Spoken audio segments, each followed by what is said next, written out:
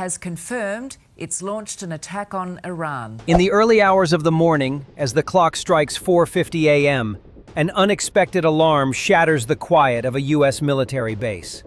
Air raid sirens scream through the air, sending soldiers scrambling for cover. But what starts as a routine alert quickly transforms into a high-stakes game of survival. This is no ordinary attack. Iran, with a meticulously planned strategy, has launched an all-out assault on one of America's most fortified positions. What follows is a sequence of events that could change the course of history. Iran's strategy is bold, daring, and highly unconventional. Instead of using traditional methods, they unleash a wave of suicide drones, aiming to overwhelm the U.S. defense systems. These so-called Shahed drones, mixed with other unmanned aerial vehicles, seem designed to trick the defenders into focusing their energy on false threats. But lurking behind this decoy strategy lies the real weapon: ballistic missiles, poised to strike at the heart of America's defense network. At first glance, it might seem like a well-executed plan, a clever ruse that could easily breach the base's defenses. But the U.S. military is ready. The base's advanced technological systems are more than prepared for this assault. With laser precision and cutting-edge weaponry, the American defense network rises to the challenge. The base's protection includes the most sophisticated countermeasures: microwave weapons and high-tech interception systems that work in tandem to neutralize threats almost instantaneously.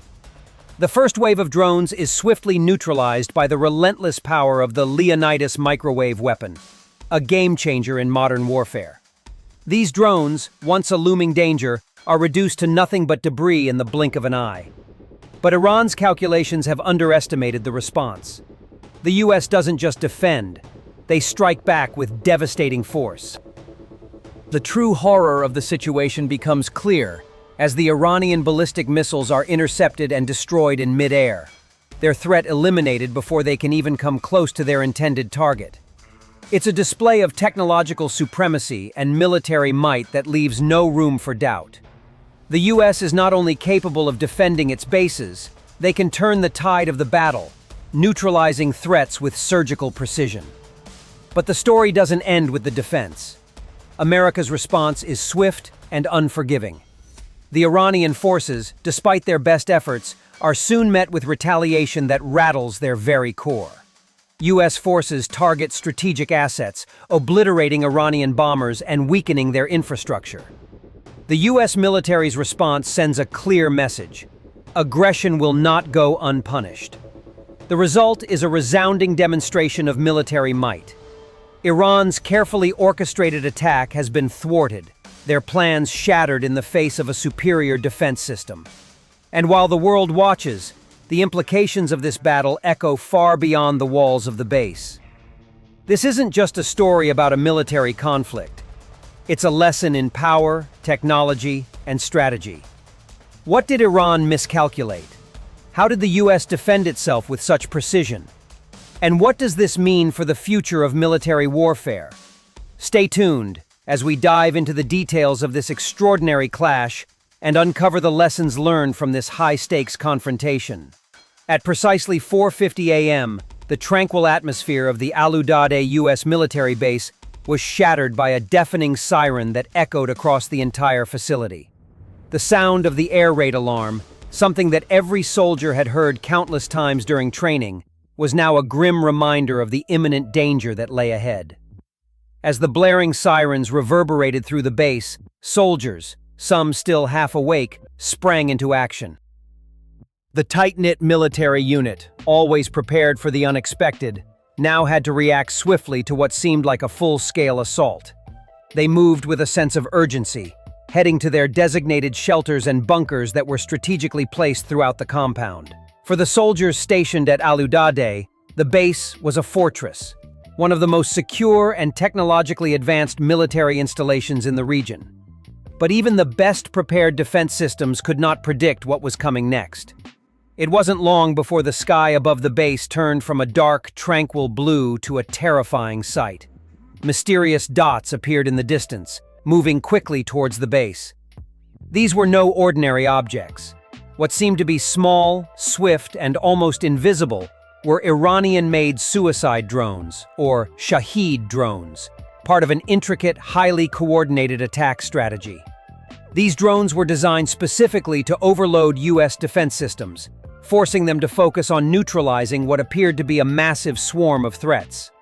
However, this was only a distraction. Unbeknownst to the soldiers, Iran had launched a second phase of their operation, one that was far more dangerous and far-reaching.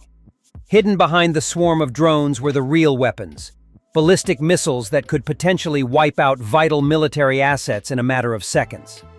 These missiles were designed to penetrate even the most sophisticated defense systems. The plan was simple: create chaos with the drones, and while the U.S. was distracted, unleash the deadly warheads. The soldiers inside the base knew this was no ordinary exercise. A few weeks prior, a briefing had warned them about potential attacks of this nature, but no one expected it would happen so soon. Every second counted as soldiers scrambled to their stations, setting up barriers, preparing emergency communication lines, and following their training as if their lives depended on it, which, in this case, they did. As the drones grew closer, the tension inside the base reached a breaking point. It wasn't just about defense anymore, it was about survival. The fate of the U.S. military presence in the region rested on their ability to withstand this calculated onslaught. Meanwhile, on the ground in Iran, the military leadership was closely monitoring the progress of the attack. Reports from their forward operating bases indicated that the drones had begun reaching their targets. Despite the initial success, there were still several major hurdles to overcome. The U.S. military was not blind to this threat. The Iranian strategy relied heavily on timing and the element of surprise, but the Pentagon had already anticipated this kind of multi-layered attack. In fact, military intelligence had intercepted signals that indicated an Iranian strike was imminent. Months of covert surveillance had paid off. As a result, U.S. forces were far better prepared than their adversaries had calculated. But even with all the preparation, the drones posed a unique challenge. These were not the typical slow-moving targets. They were fast, agile, and capable of dodging conventional interception methods. As they approached the base at breakneck speeds, it appeared as though the entire defense system might buckle under the pressure. Some of the drones even deployed decoy flares, designed to confuse and mislead the incoming interception systems. Despite the overwhelming odds, the U.S. response was swift and precise.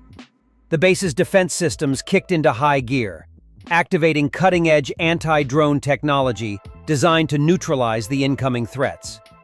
One such system was the Leonidas microwave weapon, a revolutionary piece of technology that uses directed energy to disable incoming targets.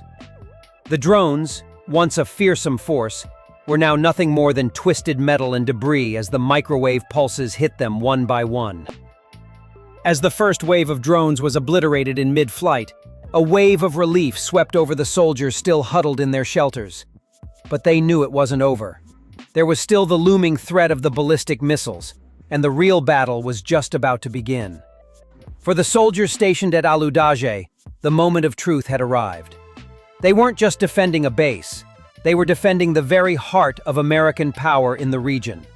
The fate of the mission, and perhaps even the region itself, now rested on their ability to withstand and counter this well-coordinated assault. As the base's defense systems hummed to life, soldiers remained vigilant, knowing that this was the moment they had trained for. The air raid sirens may have started the attack, but it was their resilience, quick thinking, and unmatched technology that would determine the outcome of this unprecedented assault. As the initial wave of suicide drones began their rapid approach toward the U.S. military base at Al-Udaje, the Iranian military's true strategy began to unfold. On the surface, the drone attack might have seemed like an attempt to overwhelm the base's air defense systems, but that was just a diversion.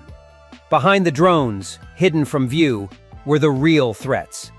Dozens of Iranian ballistic missiles, carrying explosive payloads capable of inflicting catastrophic damage.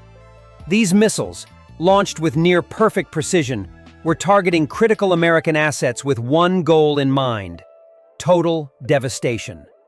Iran had carefully studied the U.S. defense capabilities in the region, and crafted a strategy designed to exploit perceived weaknesses.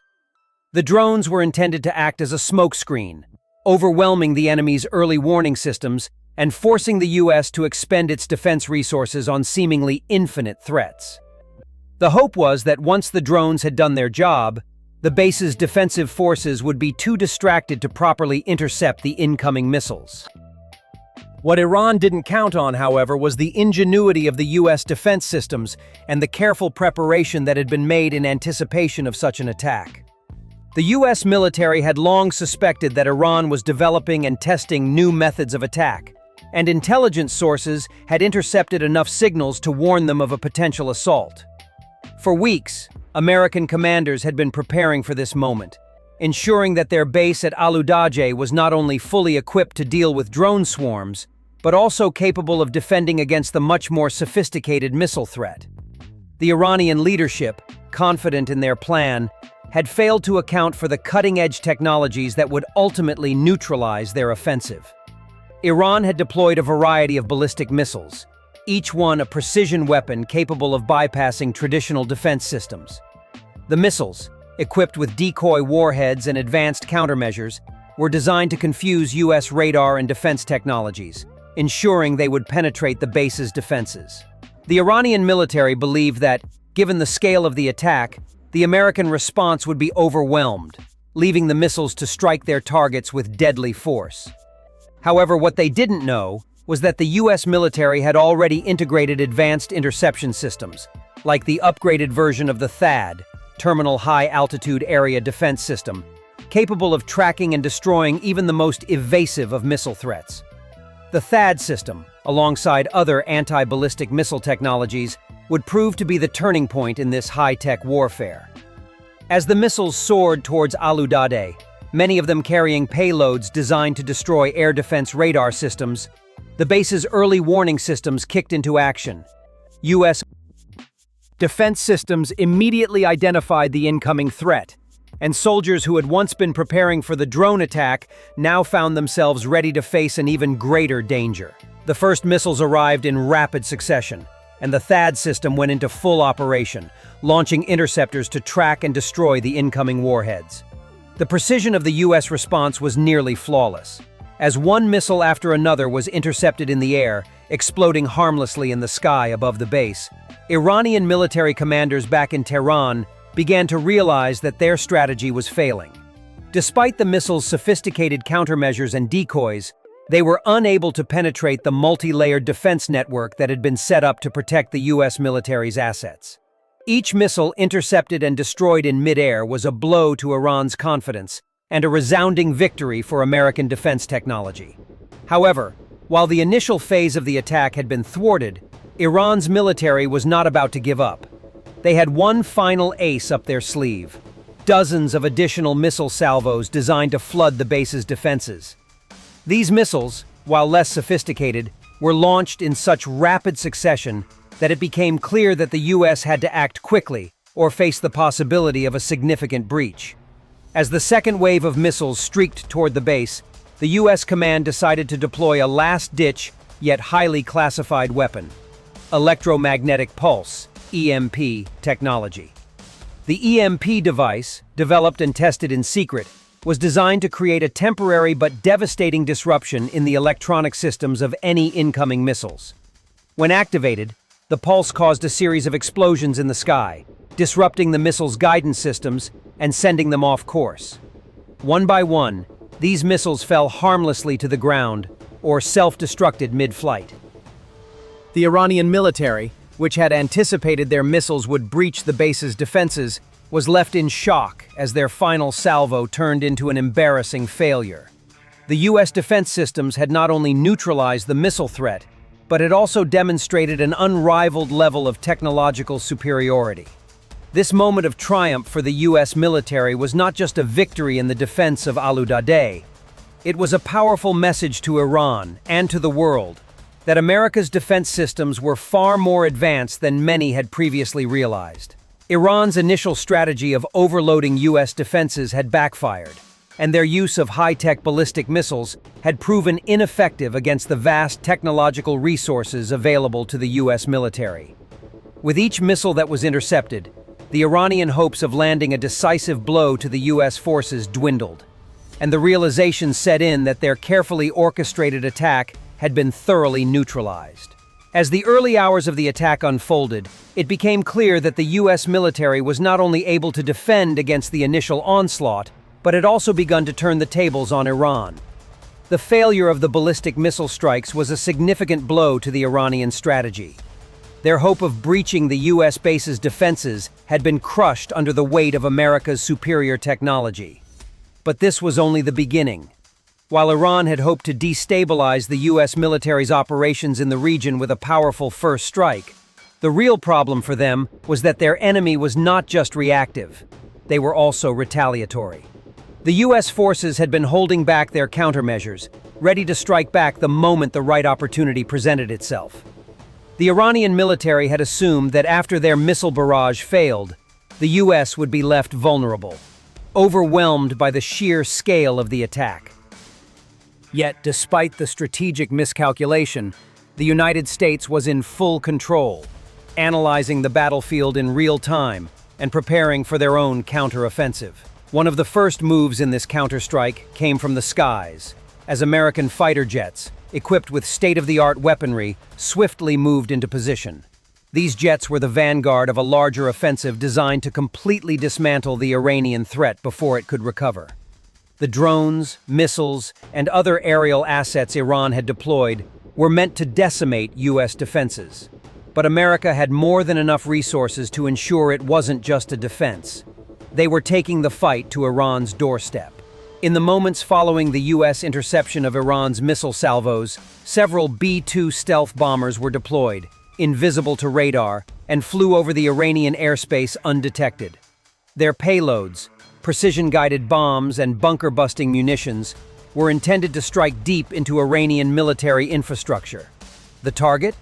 Iranian airfields, missile launch sites, and strategic air bases. With the base's defense systems fully operational, and Iran's missile capability neutralized, the stealth bombers' mission was clear. Take out Iran's ability to launch any further attacks and cripple their ability to retaliate in the immediate aftermath. It was at this point that the Iranian leadership realized the full extent of their miscalculation. As the bombs fell over key Iranian facilities, devastating explosions rocked the landscape. The strategically placed bombers were able to hit their targets with unprecedented accuracy, dismantling military sites and sending a powerful message that the U.S. would not allow any further acts of aggression. Iran's Air Force was dealt a near-fatal blow in mere hours. Their Sukhoi Su-24 bombers, some of which had been used in the initial attack, were destroyed on the ground as American jets targeted their airstrips. These precision strikes were followed by the systematic neutralization of Iranian SAM, surface-to-air missile sites, ensuring that Iran's ability to defend itself from further airstrikes was severely diminished.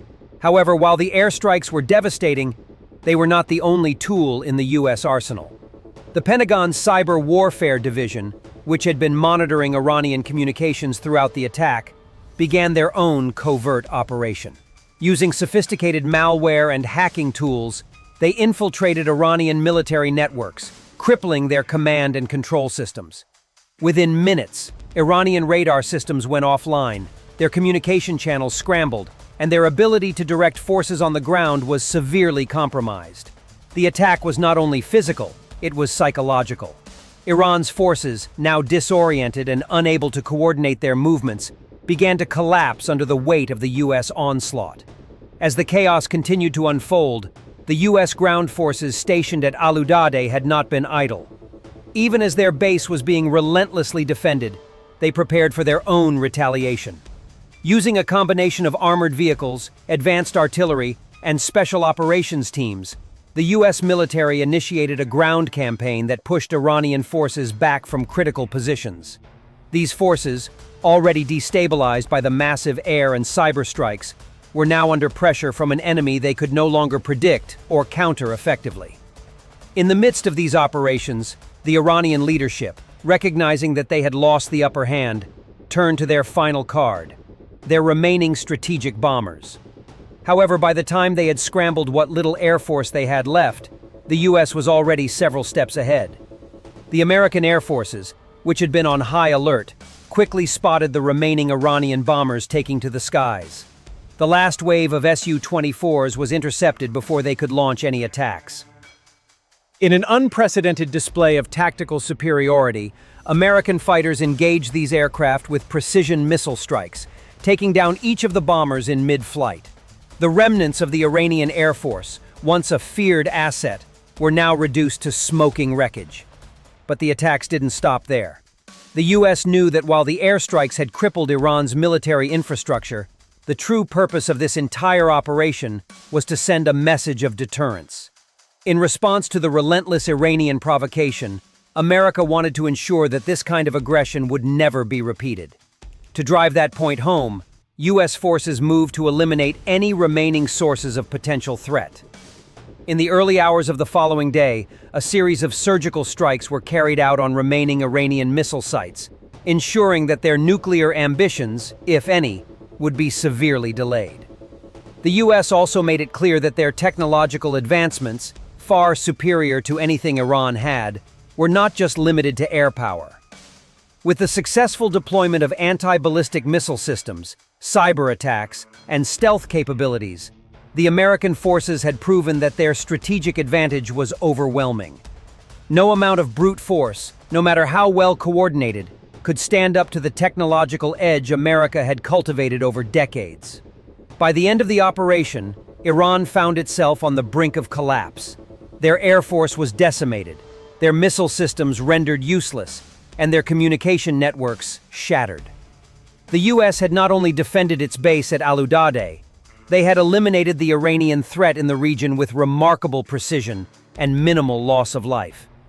In what had started as an aggressive attack designed to cripple American military power, the tables had been decisively turned. America's demonstration of military might, technological superiority, and strategic foresight had left Iran in a vulnerable position. The country's leadership now faced the harsh reality that their military capabilities, once formidable, had been exposed as insufficient to challenge the might of the United States. With their defenses neutralized, their airstrips obliterated, and their missile systems destroyed, Iran's ability to escalate the conflict was significantly diminished. The attack on Al-Udeid had, in the end, resulted in a clear victory for the U.S., a resounding demonstration of power that would reverberate through the region for years to come. The consequences of this military confrontation would reshape the future of warfare in ways that Iran and the world could not yet fully comprehend. By the time the dust settled on the battlefield, the situation was clear. America had emerged victorious, but not without sending a message that would echo across the world. The Iranian forces, despite their calculated aggression, had been decisively beaten back. Their military infrastructure shattered, and their technological superiority exposed as a mere illusion. What began as a coordinated strike against a U.S. base at Al-Udeid had ended in a stunning demonstration of American strength, technological innovation, and military precision. The aftermath of the attack was as telling as the confrontation itself.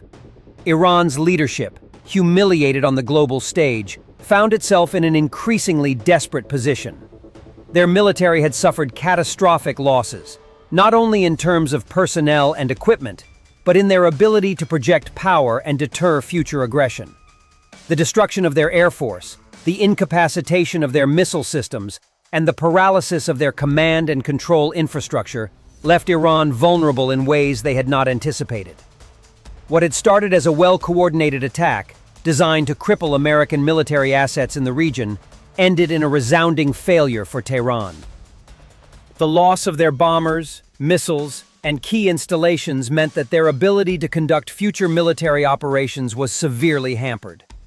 In the immediate aftermath, the U.S. made it clear that the consequences for Iran would be far-reaching. Not only had the attack failed, but America had sent a clear signal to the rest of the world.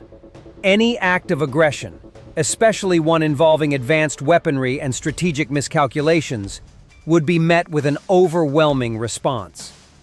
The U.S. military had demonstrated its ability to not only defend against threats, but to obliterate them with surgical precision. With their superior technology, including cutting-edge anti-ballistic missile systems and advanced cyber warfare capabilities,